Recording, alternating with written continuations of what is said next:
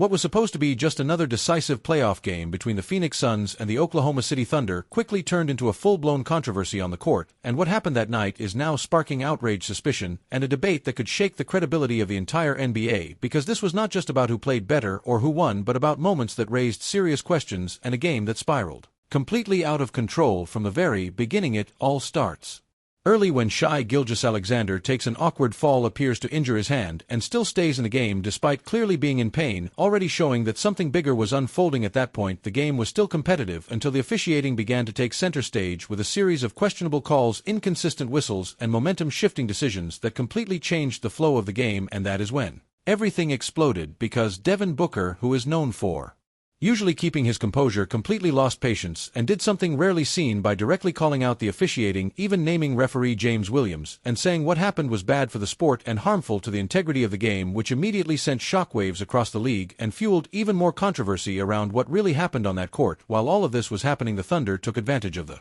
situation, extended their lead, and turned what was once a close game into a one-sided performance, leaving many wondering if something had fundamentally shifted the outcome. But the chaos did not stop there, because in the middle of everything, Jalen Williams exits the game with a suspected hamstring injury at a crucial moment, raising serious concerns about the Thunder's future in the series, and adding even more weight to an already explosive night. And now the question everyone is asking is simple but incredibly loaded: how much of this game was truly decided on the court, and what are the real consequences moving forward? Because what you are about to see is not just a recap, but a full breakdown of a game that might be remembered not for the result, but for the controversy, the accusations, and the feeling that something about this night just was not right. Suns, they hung around. Well, at least for the first half, right, against the defending champions. 3 minutes into the first quarter is where we begin. Watch SGA closely here, because he drives to the basket, but he lands a little awkwardly, Ramona, on that left hand. And as you can see here, he's bracing himself. He's bending his fingers, grimacing in pain. Yeah, I didn't like how that looked, and then we all had to watch and see how he came through it, because usually that's a tough injury right there. Yeah, he was able to continue to play here. 5 minutes left here in the second. SGA still in, knocks down the jumper over Dillon Brooks. He had some words that came after this. He was just doing his usual antics, and then I squared on him, and yeah, I let him hear it a little bit. That's just a part of the game, though. Canada, man, you know. SGA passes it up the court. J-Dub misses the layup, but appears could be costly. To be hurt on the basket, aggravating that left hamstring. He checks out of the game, and he would not return. More on that in just a little bit, but we got more game to go. Midway through the fourth quarter, SGA drives.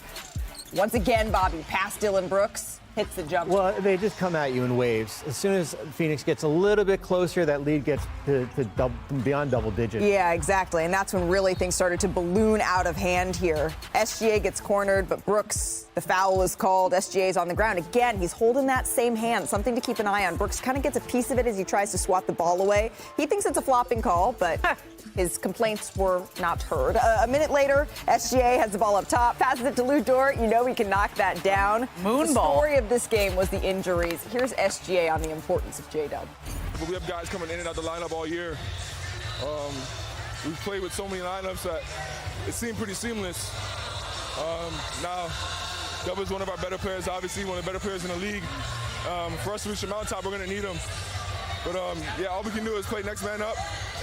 And we built that muscle throughout the season pretty well, so I'm super confident in this team to be able to go and get the job done no matter who's out there. You seem to hurt your finger in the first quarter, your fingers. How do you feel right now with that? I'm great, ready to go. Yeah, I believe him. I believe that great. Okay, the Thunder, though, they have a slightly better record in games without J-Dub this season. OKC went 18-1, right, in its first 19 games of the year while he recovered from that wrist surgery. But in the 30 games he missed later with the hamstring, OKC went 21-9. Still, though, I think that's a little bit deceiving. They need J-Dub in the lineup. Shams, as promised, we got a lot of injuries to go through today. So what do we know at this point about Jalen's status?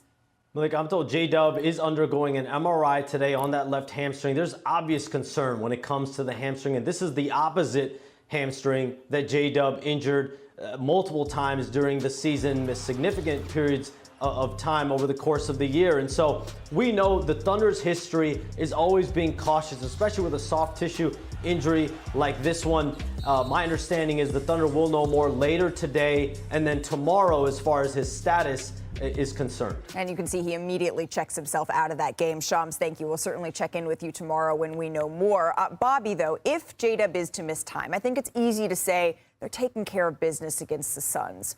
When do you think that this team is really going to feel it? Well, no disrespect to the Lakers or the Rockets, who would be their opponents in round 2, but I think it would be a Western Conference Finals, just based on whether it be Denver, Minnesota, Portland, or even San Antonio, of course, here. I think when you look at the body of work this year, they're 15-0 when Jalen doesn't start and you replace him with Cason Wallace in that starting lineup. So there is such a long body of work there as far as plug and play. But I do think, I mean, the playoffs are showing us is about of attrition as far as getting through day to day here. But I do think conference finals is where I would be concerned if he's not back in a lineup. Well, they wouldn't have won the championship without him last year. Right, that game 5. That game 5.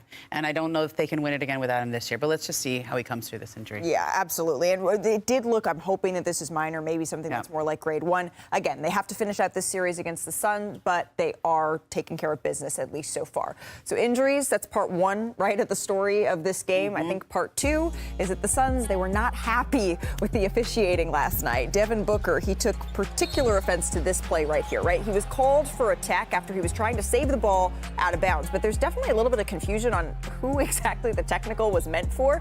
But let's just let Booker explain this in his own words. In my 11 years, I haven't called a ref out by name, but James was terrible tonight, through and through. It's bad for the sport, bad for the integrity of the sport. You know, people are going to start viewing this as a WWE, you know, if they're not held responsible. I haven't won a championship in this league, but I have been in it for 11 years now. So to get to this point, to be treated like that, for me to even be saying something out loud, it's bad.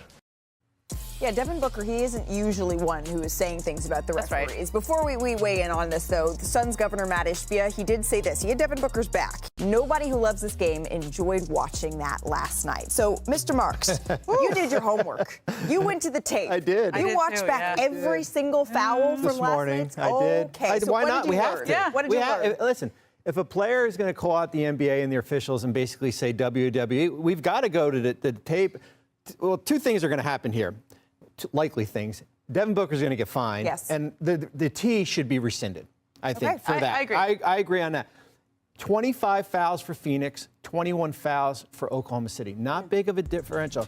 If there is a player that has gripe, it's probably Colin Gillespie, who was whistled for 4 fouls, and I think 2 of them were questionable here. But Oklahoma City is a difficult team to play against, besides being extremely talented. I think the word probably is annoying, right? As far as how they draw contact. Listen, if Ramona, put your arm out. I'm gonna put my arm out, and that's going to be a foul because they know how to bait you into calls there. And it's not just Oklahoma City. We're going to watch Jalen Brunson do it tonight probably in New York here, but they know how to draw fouls, and they're the best at it. And you saw those 2 plays, like they were kind of back-to-back, where Devin Booker goes up, Alex Caruso leans in, okay?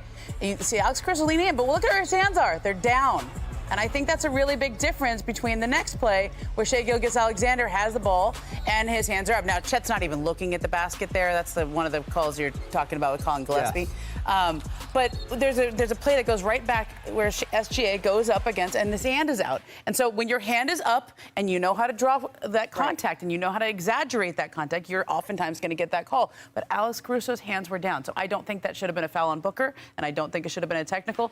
But I see how the foul was called on the other side. Right, and the frustration is mounting for the Phoenix Suns, who were able to stay in it, especially in the first half. They were taking care of the ball. They were limiting those fouls. And so once it started to catch up with them a little bit here, we saw that just unravel. And I think that's, Bobby, where you get the frustration. Well, and the funny thing is, when you watch the game again, Phoenix was probably at a B level. They played pretty well up to a point, but they come, as I said, they come at you in such different ways.